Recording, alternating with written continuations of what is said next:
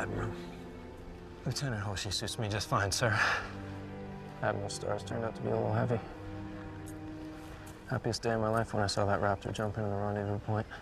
Well, there you have it, Admiral.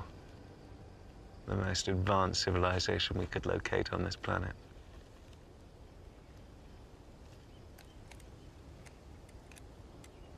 I can't see them talking to each other, so either they communicate a different way or they're pre-verbal. Judging by the look of their tools, which are rudimentary to say the least, I'd suggest that we've found an early, ritualistic tribal society. They bury their dead.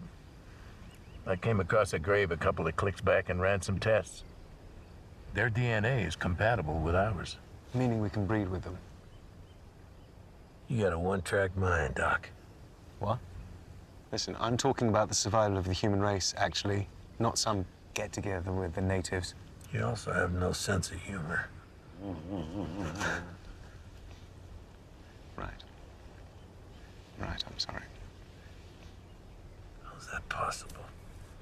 Human beings, naturally evolved on a planet 1 million light years away. The odds against that are Astronomical, yeah. One might even say there was a divine hand at work. well, whoever's responsible, we're here. And here's where we're gonna stay. With our new families.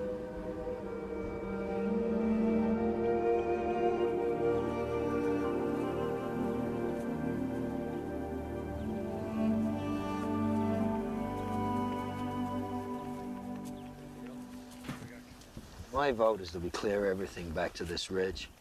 There's easy access to the water down by the river. In fact, the whole area is ripe for cultivation. We should be able to lay out the preliminary lines for a city within a day or two. No. No city. Not this time.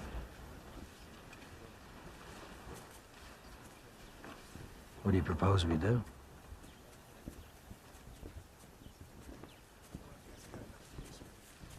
We break the cycle. We leave it all behind and start over. You're talking about a little over 38,000 people, the entire human race, with nothing but the clothes on their backs and some provisions.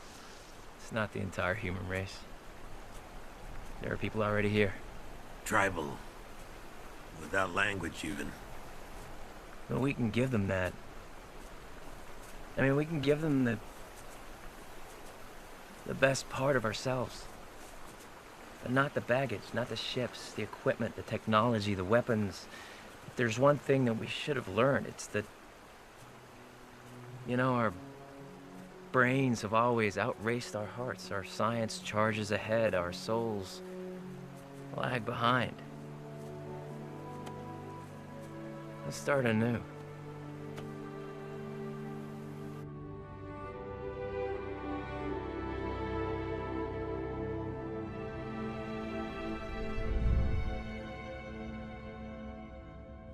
We'll land civilians at various points around the planet.